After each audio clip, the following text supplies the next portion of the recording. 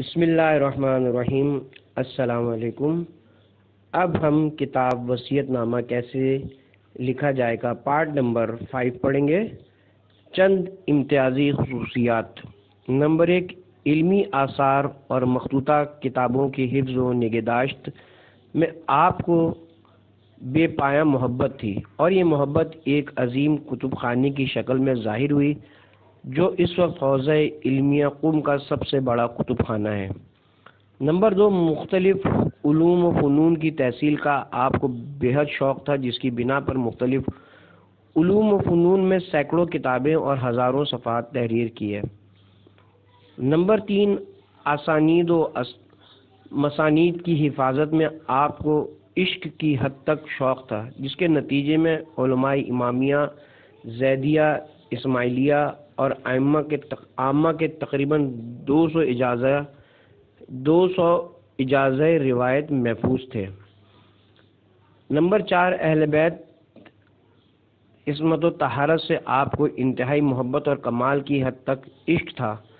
آپ کا کوئی ایسا مکتوب و مرکوب نہیں ہے جسے اہل بیت اطہار علیہم السلام کے ذکر پر ختم نہ کیا ہو۔ آپ اہل بیت اطہار علیہم السلام کے سچے شہدائی تھے، خصوصاً سید الشہداء حضرت امام حسین علیہ السلام واقع عاشورہ کے ذکر اور عزاداران حسینی پر دل و جان سے قربان تھے۔ انہوں نے ایک دن مجھ سے فرمایا، عالم شباب میں ہم طلباء کی جماعت، جن میں روح اللہ الموسوی خمینی رضوان اللہ علیہ بھی شامل تھے، محرم کی راتوں میں سحر تک سید الشہداء اور اہل بیت اطہار کی مظلومیت پر آنسو بہاتی، رخساروں پر تماچے مارتی اور گریہ وزاری کرتی تھی۔ آپ نے نصیحت آمیز انداز میں فرمایا، اگر خداوند کریم تمہیں علمی اور عملی زندگی میں توفیق عنایت کرے تو یہ 3 چیزیں اپنا شعار بنا لو۔ نمبر 1، ہمیشہ طہارت رہو۔ نمبر 2، کسی بھی جنازے کو دیکھ کے اس کی معاشیت کرو، خواہ چندی قدم کیوں نہ ہو۔ نمبر 3، عزائے حسین میں کسی بھی عنوان سے شرکت کرو۔ میں حوزہ علمیہ قم کے معروف ترین مدرسین میں تھا، اس کے باوجود مجالس اور حسینی عزاداروں کے درمیان چائے تقسیم کیا کرتا تھا۔ مجھے یاد ہے استاد علام اپنی زندگی کے آخری ایام میں عاشورے کے دن غروب آفتاب کے وقت صحنہ معصومہ قم میں نماز جماعت کے لیے تشریف لائے۔ اس وقت حسینی دستے اور انجمن ماتم میں مشغول تھیں۔ لوگ رخساروں پر تماچے مار رہے تھے، سر و سینہ پیٹ رہے تھے، زنجیروں کا ماتم ہو رہا تھا، نہو و بکا کی صدائیں بلند تھیں۔ جب مکبر نے نماز جماعت کی مقدار بھر توقیف کی درخواست کی، میں نے ان کے پاس ہی تھا۔ جیسے ہی استاد علام نے یہ جملہ سنا، ان کا چہرہ غصے سے سرخ ہو گیا اور مکبر کو ڈانٹتے ہوئے کہا، خاموش ہو جاؤ، اگر یہ عزاداری نہ ہوتی تو نماز جماعت نہ ہوتی۔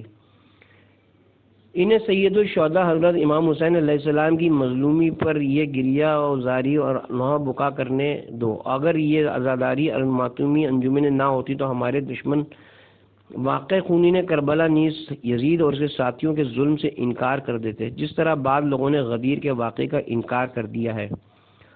ہاں، واقعہ سید الشہداء کا اعتقاد رکھنے اور اس کا تذکرہ کرنے سے انسان باوقار ہوتا ہے۔ اپنی زندگی کے آخری ایام میں جب آپ آپریشن کے لیے ہاسپٹل جانے لگے تو اپنے گھر سے ملے ہوئے امام بارگاہ میں خدا سے شفا حاصل کرنے کے لیے آپریشن کی جگہ کو منبر حسین سے تبرکاً مس کیا۔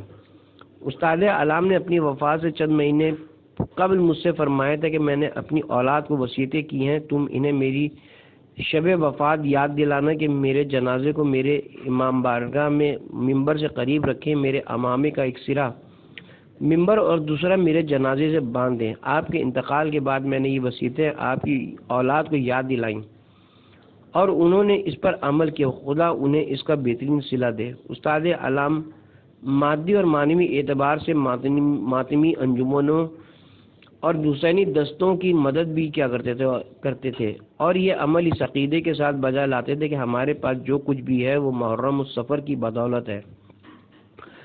اگر سلسلہ گفتگو کے طویل اور کتاب کی ضخامت کا خوف نہ ہوتا تو میں اس عظیم المرتبت سید کی زندگی کے ایسے واقعات تحریر کرتا ہے جس سے شعور و احساسات دنگ رہ جاتے ہیں، لیکن اتنے ہی پر اکتفا کرتا ہوں جس سے آپ نے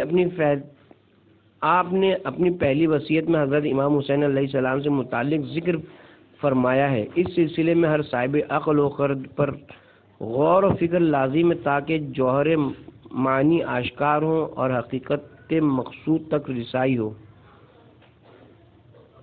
استاد علام نے فرمایا کہ میں اسے اپنے اس حسینیہ میں جسے میں نے قم کی تاسیس کیا ہے شعائر الہی کے قائم کرنے میں جدوجہد کی وصیت کرتا ہوں۔ میں اسے وصیت کرتا ہوں کہ میرے ساتھ وہ تھیلی جس میں میں نے ائمہ اطہار، ان کی اولاد، اصحاب اور عظیم علماء کی قبروں کی خاک تبرک کے لیے اکٹھا کی ہے، دفن کی جائے۔ میں اسے وصیت کرتا ہوں کہ میرا سیاہ لباس جسے میں حزن و غم کے عالم میں محرم و سفر کے مہینے میں پہنتا تھا میرے ساتھ دفن کیا جائے۔ میں اسے وصیت کرتا ہوں کہ میرے کفن میں میرے سینے پر وہ رومال رکھا جائے جس میں نے سید الشہداء حضرت امام حسین علیہ السلام کے مصائب پر بہنے والے آنسوؤں کو جذب کیا ہے۔ میں اسے وصیت کرتا ہوں کہ میری جانب سے حج اور زیارت قبر رسول کے لیے ایک صالح آدمی کا نائب بنا کر بھیجا جائے۔ مجھے ان دونوں سے بے پناہ عشق ہے اور میں تہی دست ہوں۔ اسی طرح یہ بھی وصیت کرتا ہوں کہ میری جانب سے کسی نیک بندے کو عراق کے مقامات مقدسہ کی زیارت کے لیے روانہ کیا جائے، کیونکہ میرے پاس فقہ و اصول و حدیث کی چند جلدوں کے علاوہ اتنا سرمایہ نہیں ہے جو ان نیابتوں پر صرف ہو سکے۔ میں اپنی اولاد سے توقع رکھتا ہوں کہ اس سلسلے میں خرچ کرنے سے کوتاہی نہ کریں گے۔ میرا پروردگار جانتا ہے میرے پاس نہ ایک بالش زمین ہے اور نہ کچھ روپیہ پیسہ۔ میں وصیت کرتا ہوں کہ میرے جنازے کو حضرت فاطمہ معصوم قم کی قبر کے سامنے رکھا جائے اور سید الشہداء حسین مظلوم کی اہل بیت سے رخصت آخر کے مصائب پڑھے جائیں، اور اسی طرح میرے جنازے کو میرے تعمیر کردہ امام بارگاہ میں رکھا جائے، وہاں بھی یہی مصائب پڑھ لیے جائیں، اور اسی طرح جب مجھے میری قبر میں اتارا جائے جو میں نے کتب خانے کے دروازے پر اپنے لیے معین کی ہے، وہاں بھی اسی مصیبت کا تذکرہ کیا جائے۔ میں اسے اور اپنے تمام فرزند کو وصیت کرتا ہوں کہ ہر شب جمعہ میری قبر کے گرد جمع ہوں، قرآن پڑھیں اور مصیبت سید الشہداء پر گریہ و زاری کریں۔ استاد علام نے اپنی وصیت کے آخر میں فرمایا ہے، بار الہ میں تجھ سے ان گناہوں کے سلسلے میں عفو و مغفرت کا خواستگار ہوں جو مجھ سے اور میری اولاد نرینہ نیز میرے با ایمان دوستوں سے سرزد ہوئے ہیں۔ ہمارا نامہ اعمال ہمارے دائنے ہاتھوں میں اور خلد ہمارے بائیں ہاتھوں میں عطا کرنا، اور ہمیں محمد و آل محمد کی محبت اور مودت کے ساتھ دنیا سے اٹھانا۔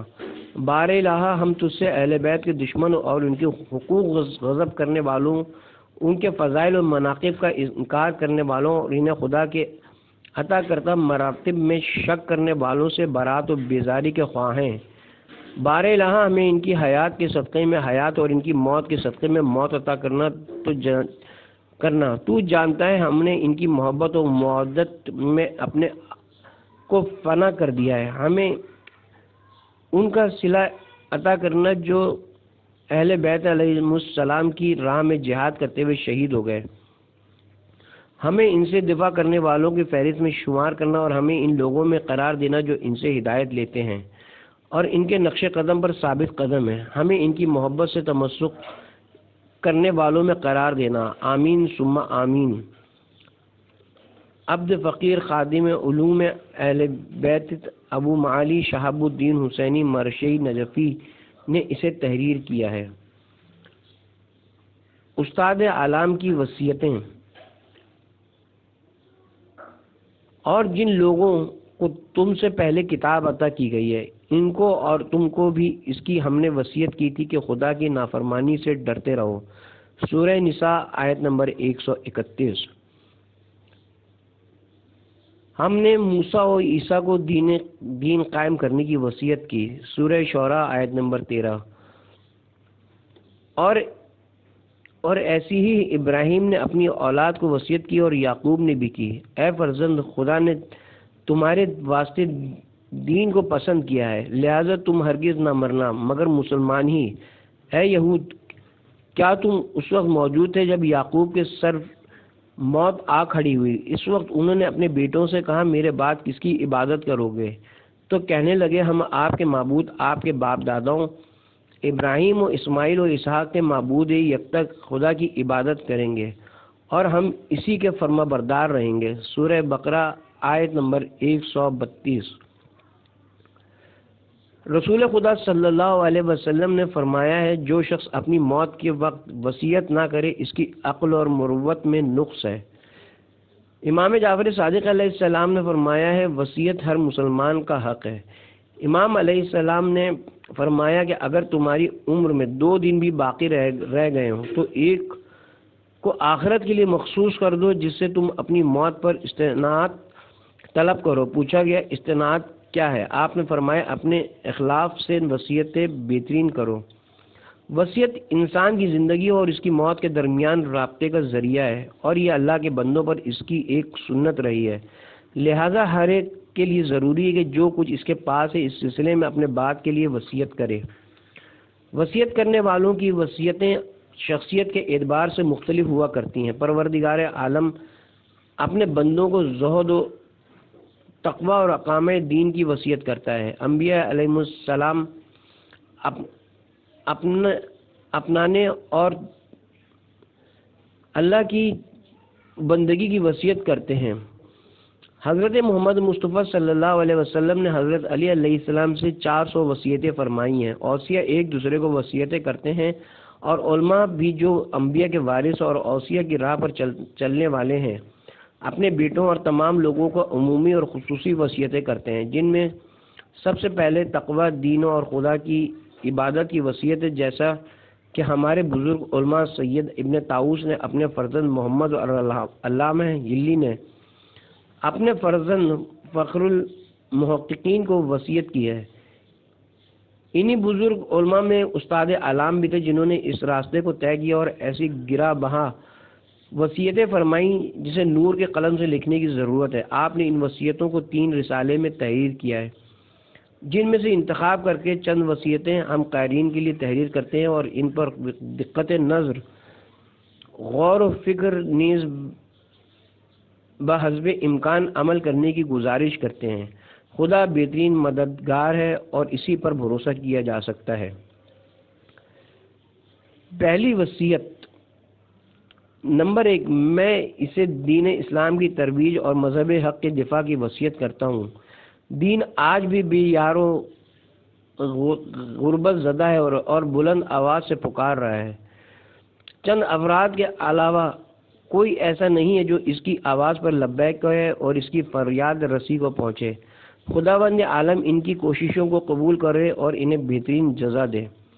نمبر 2، میں اسے کتاب خدا میں تدبر، اس سے پند و نصیحت حاصل کرنے، اہل قبور کی زیارت اور ان کے سلسلے میں یہ غور و فکر کرنے کی وصیت کرتا ہوں کہ وہ کل کس حال میں تھے اور آج کس حال میں ہیں، وہ کل کیسے تھے اور آج ان کی کیا صورت ہو گئی ہے، وہ کل کہاں تھے اور آج کس مقام پر ہیں۔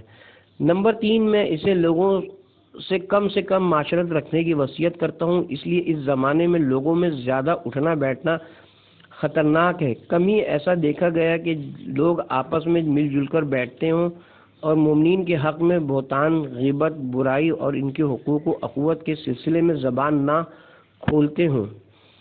نمبر 4، میں اسے اعزاء و اقربا کے ساتھ صلہ رحم کی وصیت کرتا ہوں کیونکہ یہ عمر اور رزق میں توفیق و کرامت کا سب سے قوی سبب ہے۔ نمبر 5، میں اسے تالیف و تصنیف اور اصحاب امامیہ، خاص طور سے گزشتہ علماء کی کتابوں کے نشر و اشاعت کی وصیت کرتا ہوں کیونکہ اس منحوس اور مردہ صفت زمانے میں ترویج مذہب کا یہ سب سے قوی سبب ہے۔ نمبر 6، میں اسے شاہراہ زہد و ورع پر چلنے اور حزم و احتیاط کی وصیت کرتا ہوں۔ نمبر 7، میں اسے زیارت جامع کے ہمیشہ پڑھنے کی وصیت کرتا ہوں، خواہ ہفتے میں ایک ہی مرتبہ کیوں نہ ہو۔ نمبر 8، میں اسے شرعی علوم میں جد و جہد اور مشغول رہنے کی وصیت کرتا ہوں۔ نمبر 9، میں اسے خدا کے بندوں، خاص طور سے اہل علم کی غیبت سے پرہیز کی وصیت کرتا ہوں، اس لیے کہ ان کی غیبت زہر آلود مردے کھانے کے برابر ہے۔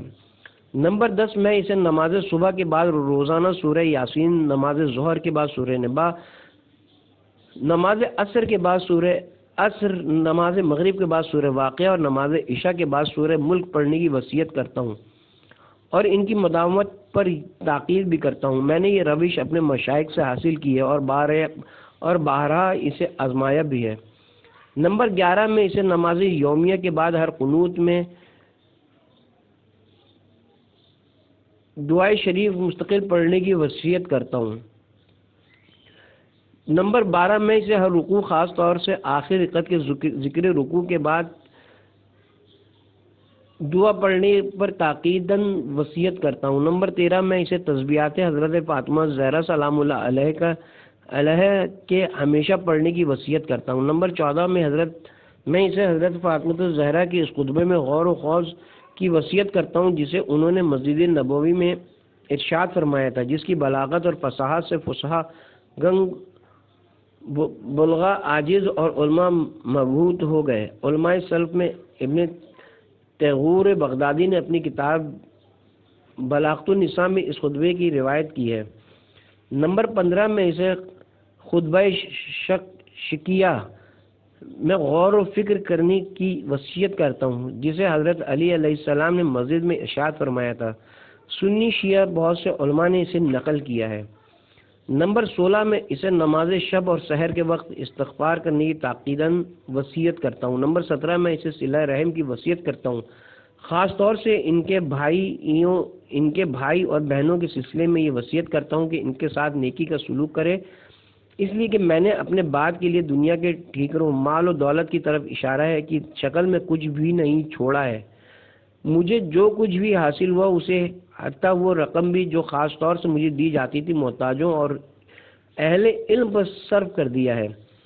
عنقریب میں دنیا سے سفر کرنے والا ہوں، لیکن اپنے ورثہ کے لیے دنیا کے مال و اسباب اور زر و جواہرات میں سے کچھ بھی نہیں چھوڑا ہے، انہیں اپنے رب کے حوالے کر دیا ہے۔ اب ان کے لیے بہترین یادیں اور اچھی باتیں چھوڑی ہیں، اور اگر میں اپنی اولاد کے لیے مال و اسباب سمیٹنے کی کوشش کرتا لوگ میرے اوپر اس قدر اعتبار کرتے ہیں، میں اپنے وارثوں کے لیے لاکھوں اور کروڑوں کی جائیداد و اسباب چھوڑ سکتا تھا۔ نمبر 18 میں اسے قرآن کریم اور احادیث شریف کے پڑھنے پڑھانے کی وصیت کرتا ہوں، بے شک یہ چیزیں دل کے امراض کے لیے شفا اور باطن کو منور کرنے والی ہیں۔ نمبر 19 میں اسے خداوند عالم کے توسل سے اور اذکار و ادعیہ کی مداومت کی وصیت کرتا ہوں، کیونکہ خداوند عالم بلا وجہ وقت گنوانے والے جوان سے غضبناک ہوتا ہے۔ نمبر 20 میں اسے فضول وقت صرف کرنے اور اپنی عمر عزیز کے بے معنی کاموں میں گنوانے سے پرہیز کی وصیت کرتا ہوں۔ نمبر 21 میں اسے نصف شب اور صبح شام استغفار کی وصیت کرتا ہوں۔ نمبر 22 میں اسے اپنے تربیت کردہ متقی اور پرہیزگار شاگردوں کے حق میں حسن سلوک کی وصیت کرتا ہوں، جس نے میرے ساتھ بھلائی کی اس نے میری مدد کی۔ نمبر 23 میں اسے وصیت کرتا ہوں کہ مجھے ائمہ کرام ان کے فرزندوں کے مزارات اور حج و عمرے کے مناسک میں دعائے خیر سے فراموش نہ کرے۔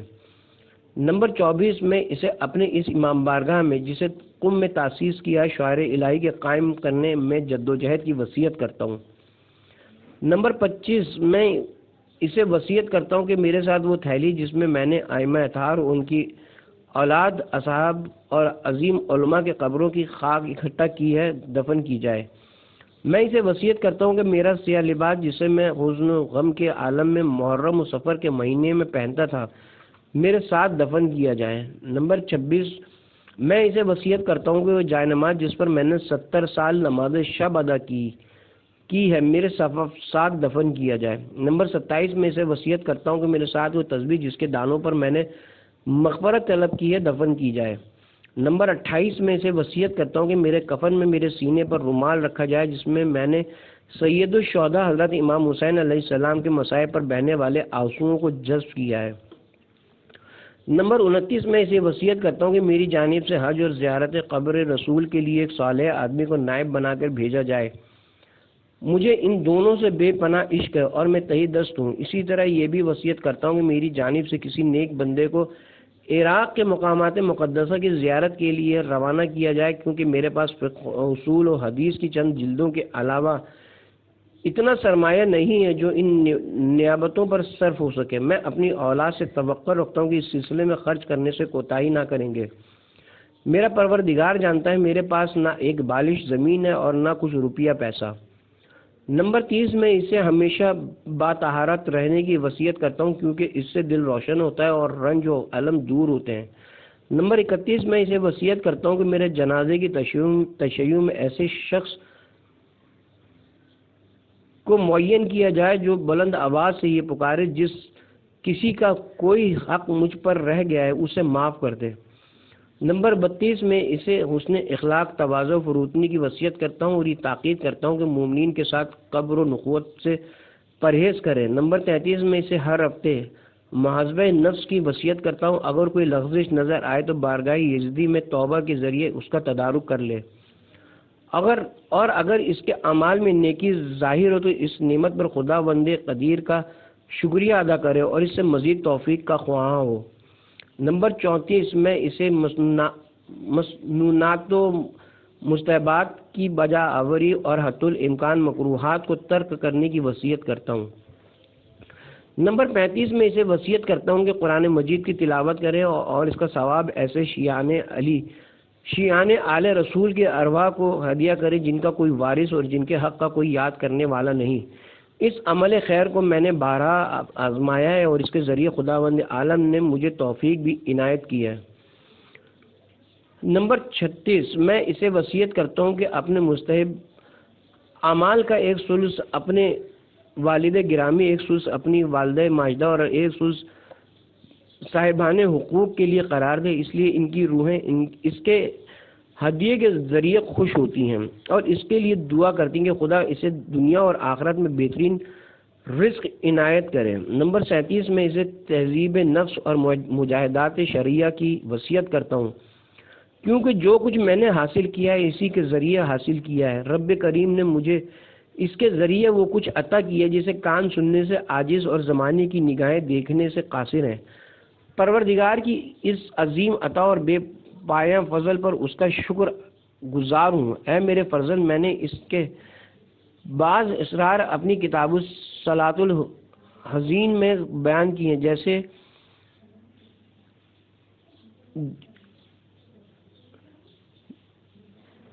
نمبر 38 میں اسے محرمات سے دور، شکوک و شبہات سے اجتناب اور حسن و احتیاط پر عمل کی وصیت کرتا ہوں۔ میں نے اپنے تلامذہ برادران دینی اور اہل بیت اطہار سے محبت رکھنے والے تمام علماء و افاضل کو اجازت دی ہے کہ وہ ان تمام باتوں کی طرف میری طرف سے روایت کریں جسے میں نے اپنے رسالے میں درج کر دیا ہے۔ اب میرے چل چلاؤ کا وقت قریب آ چکا ہے۔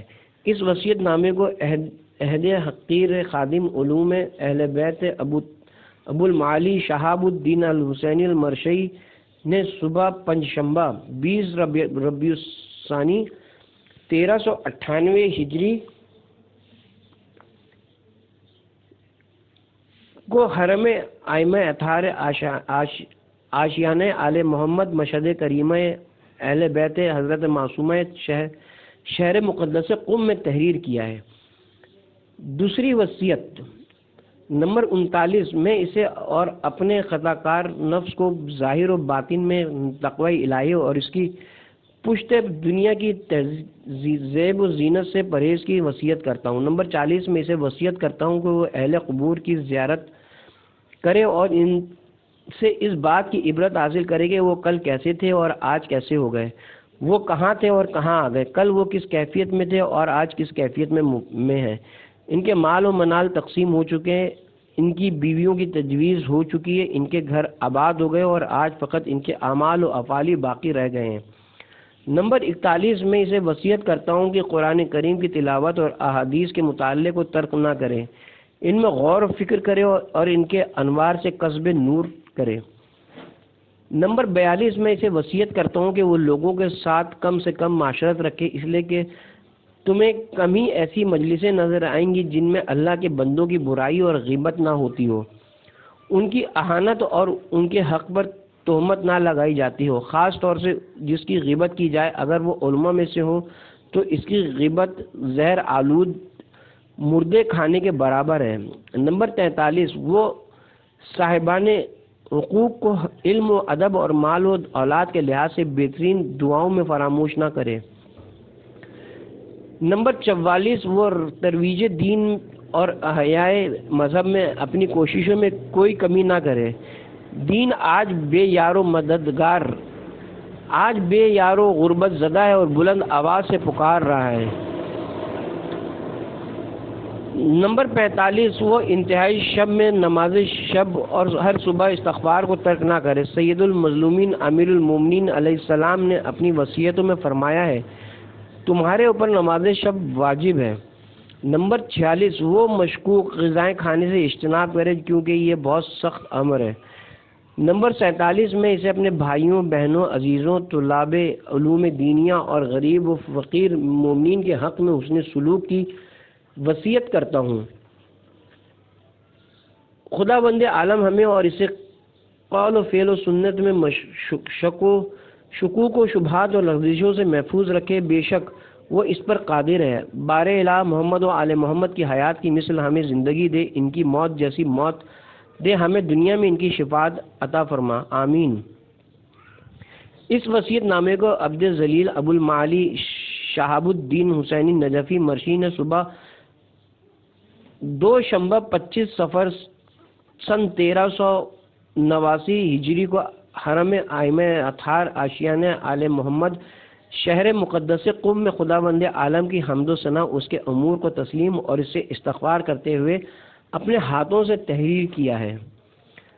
تیسری وصیت نمبر 48، اے میرے بھائی، میں تمہیں ظاہر و باطن میں تقوی الہی اور ہر حال میں خدا پر اعتماد و وثوق کی وصیت کرتا ہوں۔ بعض حدیث کی کتابوں میں حضرت امام حسین علیہ السلام نے فرمایا ہے جو تمہیں فراموش نہ کرے اس پر اعتماد رکھو، اور جو تمہیں دیکھ رہا ہو اس سے شرم و حیا کرو۔ نمبر 49، اپنے اعمال میں خلوص و اخلاص پیدا کرو کہ یہ قدرت قلب کا علاج ہے۔ نمبر 50، قرآن مجید کی تلاوت، اس کی آیات میں غور و فکر اور اس کے مقدس انوار سے روشنی حاصل کرنا تمہارے لیے ضروری ہے۔ نمبر 51، نبی و آل نبی کی حدیثوں کا مطالعہ کرنا تمہارے لیے ضروری ہے، اس سے دل روشن ہوتا ہے اور کثافتیں دور ہوتی ہیں۔ تمہارے لیے ضروریت نمبر 52، تمہارے لیے ضروریت پیغمبر علیہ السلام سے توسل، ان کے حق میں حسن سلوک، ان کا دفاع اور زبان و قلم کے ذریعے ان کی نصرت کرنا ضروری ہے، کیونکہ یہی وہ لوگ ہیں جنہیں لوگوں میں نبوت نے ودیت کیا ہے۔ تم ان کے حق میں ظلم و تعذیب، بغض و عناد، بدخلقی، ذلت و رسوائی اور ان کے حقوق کی عدم ادائیگی سے شدت کے ساتھ پرہیز کرو، کیونکہ یہی چیزیں توفیق الہی کے سبب ہیں۔ الیاذ باللہ، اگر تمہارے قلوب میں ان کی محبت کی شراب سے مملو نہیں تو یہ سمجھ لو کہ تم مریض ہو اور روحانی طبیبوں کے ذریعے تمہارا علاج ضروری ہے۔ کیا کوئی ہے جو ان کے فضل و شرف، جلالت و وجاہت اور قدر و منزلت کی معراج میں شک کرے؟ ہرگز نہیں، فقط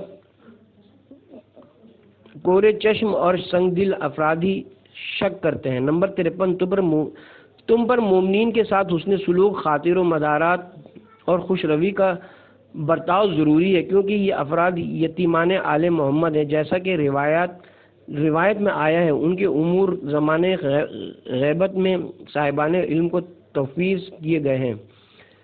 نمبر 54، تم پر امر بالمعروف اور نہی عن المنکر کا فریضہ ضروری ہے۔ اگر تم اپنی زبان و بیان اور حال و قلب کے ذریعے اس فریضے کی ادائیگی پر استطاعت رکھتے ہو تو اسلام کے حق میں اس کی مشکلات کے رفع کے لیے دعا کرو، کیونکہ وہ غریب اور اجنبی ہو گیا ہے جیسا کہ پہلے تھا۔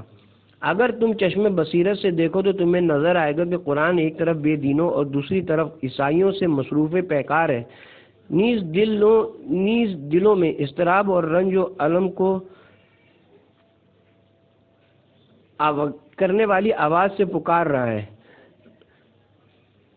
اور میں نہیں جانتا کہ اس منحوس اور مردہ صفت زمانے میں کیا میں نے اس کی آواز کا جواب دیا ہے اور اس کی دعوت پر لبیک کہی ہے یا نہیں، بلکہ میں اس کے بدلے اللہ کے بندوں کی حقیقت کے حرمت کرنے اور کتاب خدا کی ہمنشینی نیز عطرت پیغمبر کے حق سے ٹکراؤ کا مرتکب رہا ہوں۔ وہ بندہ کس قدر خسارے میں جو اس کے نجات دہندہ ہیں، انہی کا دشمن بنا ہوا ہو۔ نمبر 55، تم پر مومنین کی قبروں کی زیارت اور ان سے عبرت حاصل کرنا ضروری ہے کہ وہ لوگ کل کیا تھے اور آج کیا ہو گئے، وہ کہاں تھے اور کہاں آ گئے، کیسے تھے اور آج کس حال کو پہنچ گئے ہیں، کس منزلت کے تھے اور کس حالت کو پہنچے۔ بے شک قبروں کی زیارتیں خواہشات نفسانی اور دنیا کی محبت کو مارتی ہیں اور رنج و غم کو بڑھاتی ہیں۔ نمبر 56، تم پر ضروری ہے کہ معصومین کے آثار و اقوال کو مختلف مجلسوں اور محفلوں میں بڑھ چڑھ کر بیان کرو، ان کے ذکر و اثار کو زیادہ سے زیادہ رائج کرو، اس لیے کہ وہ خاص طور سے اس زمانے میں مظلوم اور ستم رسیدہ ہیں، کیونکہ لوگ اپنے اپنے کاموں میں مشغول ہیں اور اس ذریت طاہرہ کو پس پشت ڈال دیا ہے، ان چیزوں سے لو لگاتے ہیں جو ان کا دل چاہتا ہے۔ اللہ انہیں اس غفلت سے بیدار کرے۔ نمبر 57، تم تصنیف و تالیف لوگوں سے فائدہ حاصل کرنے اور انہیں علمی فائدہ پہنچانے میں صحیح و بلیغ کرو اور اپنی عمر ضائع نہ کرو جیسے اکثر لوگ کیا کرتے ہیں۔ خداوند عالم ہمیں اور تمام مومنین کو ان نفیس وصیتوں پر عمل کرنے، صفات حسنہ اور مکارم اخلاق سے آراستہ ہونے، نیز ائمہ اہل بیت جو روز جزا ہمارے شفیع ہوں گے کے اقوال کی پیروی پر عمل کی توفیق عنایت فرمائے۔ میں محمد و آل محمد کے وسیلے سے خدا کے فضل و کرم کا امیدوار ہوں کہ وہ ہمارے دین کی حفاظت کرے، ہماری ایمان کو تقویت بخشے، ہمارے علم و یقین میں اضافہ فرمائے اور ہماری عاقبت بخیر کرے۔ حرم اطہار آشیانہ آل محمد شہر مقدس قم میں خدا بند عالم کی حمد و ثنا، طلب مغفرت اور اس کے آگے سر تسلیم خم کرتے ہوئے ان وصیتوں کو تحریر کیا ہے۔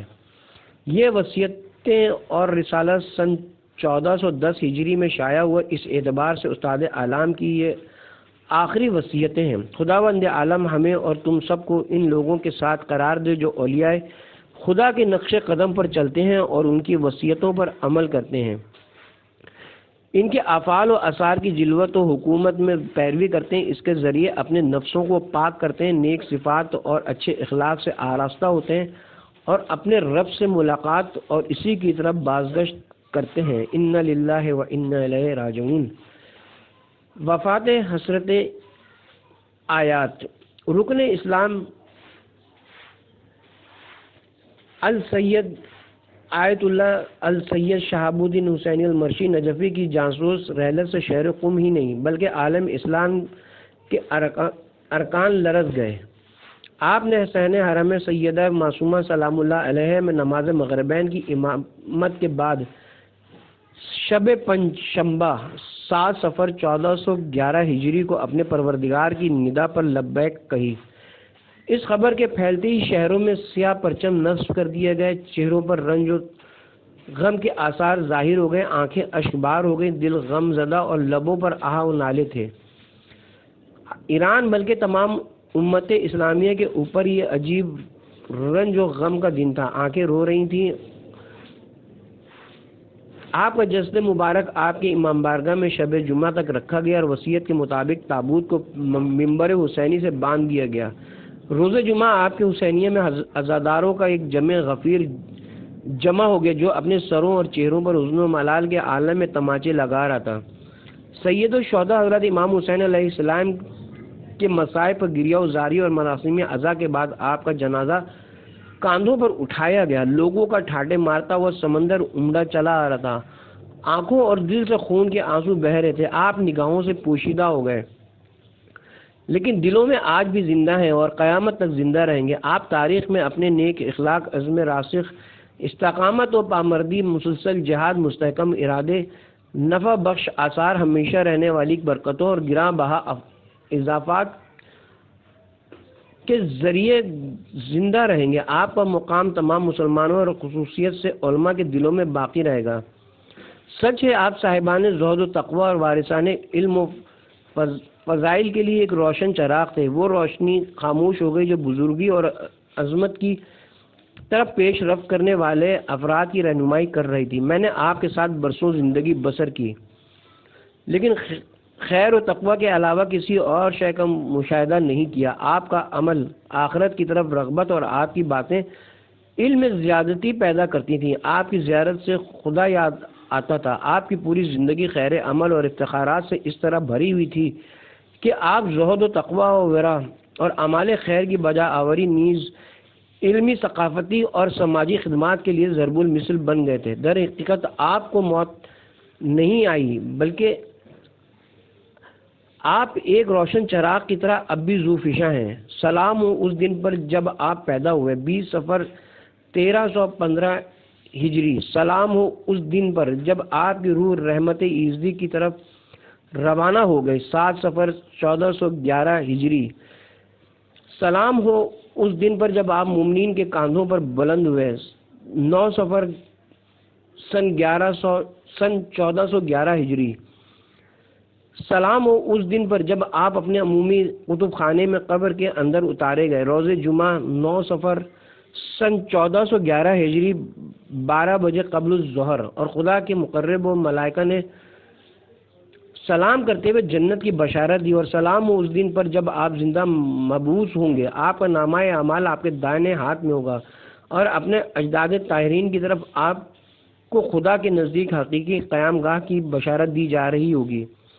آپ کے بعد لوگ آپ کی پاکیزہ روح، آپ کی محبت اہل بیت، آپ کے نیک افکار اور عزم و جزم سے فیض حاصل کرتے ہیں۔ آپ نے مطبوعات و مخطوطات کا علمی ذخیرہ، علماء و طلباء کی ایک طویل جماعت، دینی مدرسے، امام بارگاہ اور وہ عمومی کتب خانہ جس کی عالم میں کوئی نظیر نہیں، اپنے بعد آنے والوں کے لیے ترکے کے طور پر چھوڑ دیے۔